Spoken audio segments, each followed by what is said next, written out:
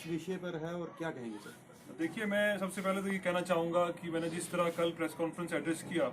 और उसमें मैंने कुछ कहा था कि कुछ ऑडियो टेप्स मिले हैं और कुछ व्हाट्सएप चैट्स हमारे पास आई हैं, जिससे ये साबित होता है कि एजेंसीज जो हैं किस तरह हमारे जो जीडीसी इलेक्शंस हुए हैं, और खासकर मेंढर कॉन्स्टिट्यूंसी की मैं बात करूँगा, जहाँ जिसमें मेंढर ए, मेंढर बी, मेंढर सी, हमारा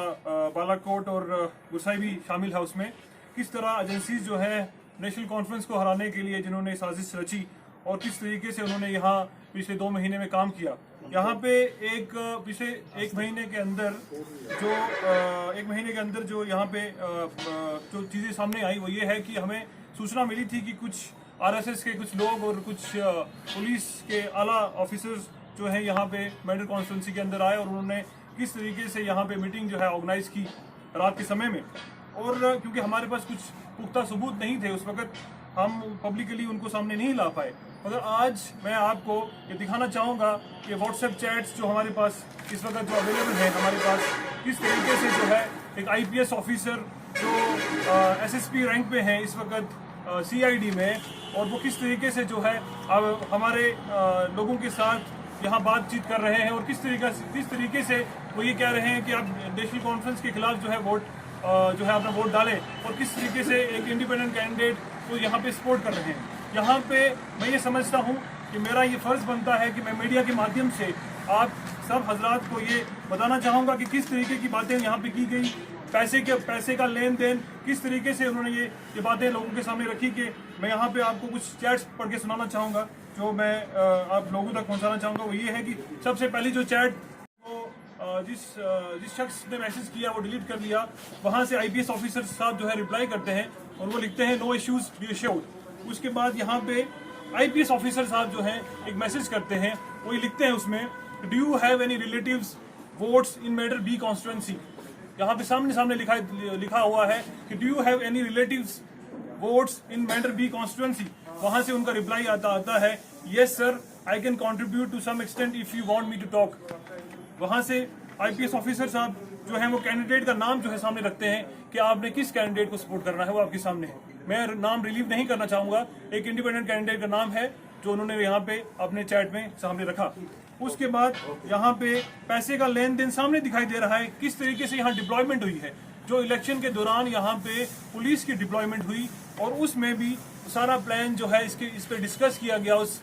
शख्स के साथ, और ये दिखाया गया उसमें कि कौन सी पुलिस स्टेशन पे कौन सा ऑफिसर जो है वो तैनात होने जा रहा है ताकि उनके सामने जो है उनके साथ बातचीत की जाए। उसके अलावा यहाँ पे मैं आपको जो सबसे बड़ी चीज़ है जो मैं बताना चाहूँगा कि यहाँ पे वो शख्स ये लिख रहा है कि sir please ask them to consult, मैं दिखाऊंगा आपको, ये ask them to consult with any local and sympathetic person of that particular locality before dealing the finance with regards. ये देखिए वो शख्स ये लिख रहा है आईपीएस ऑफिसर को, और आईपीएस ऑफिसर आगे से रिप्लाई करता है आवर पीपल, उसका रिप्लाई आता है आवर पीपल। उसके बाद ये वो रिप्लाई करता है yes, basically the finance if desirable by some people should reach to every voter and not to the main dealer, which further may deteriorate and worsen the position when the voters will come to know that we are being sold, so the voters want to be dealt directly. उसके बाद दोबारा लिखता है ये, in my area if they want to deal people I can tell them the ground reality and also there is need that every voter at least should pledge for that, otherwise it may be hazardous. वहाँ से IPS officers आप जो है reply करते हैं, वो बोलते हैं I have told him meet him talk to him, meet and talk to him. इसका ये मतलब है कि किस तरीके से यहाँ एजेंसीज ने काम किया है, किस तरीके से नेशनल कॉन्फ्रेंस को खत्म करने के लिए उनकी यहाँ साजिश रची गई। और मैं समझता हूँ कि हमारे लीडर जनाब जावेद राना साहब ने यहाँ हमेशा से कहा कि एजेंसीज जो हैं इस इलेक्शन में पूरी तरीके से जो है नजर रख रही हैं और वो कहीं ना कहीं हमारे खिलाफ साजिश जो है एजेंसीज की तरफ से हो रही है। अब मैं यहाँ पे आप मीडिया के माध्यम से खासकर इलेक्शन कमीशन को भी इंशाल्लाह ताला हमारी तरफ से एक एप्लीकेशन जाएगी, हम कोर्ट में भी मूव करेंगे। हम इस ऑफिशियल के जो ऑफिसर हैं यहाँ पे जो पुलिस के ऑफिसर्स कुछ लोग जहाँ भी इसमें इन्वॉल्व हैं उनके खिलाफ हमारी एक ऑफिशियल कंप्लेंट भी जाएगी पार्टी की तरफ से। हम डीसी साहब के पास भी एक एप्लीकेशन जो है मूव करने जा रहे हैं कि किस तरीके से हमारे इलेक्शन में जो है ऑफिस अपनी पोजीशन को मिस यूज करते हुए उन लोगों ने इसमें हिस्सा लिया। तो मेरा यही कहना है कि हम लोग जो है नेशनल कॉन्फ्रेंस की पूरी यूनिट जो है डिमांड करती है कि इस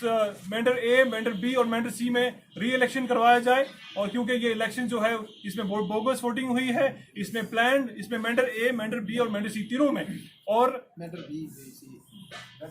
इसमें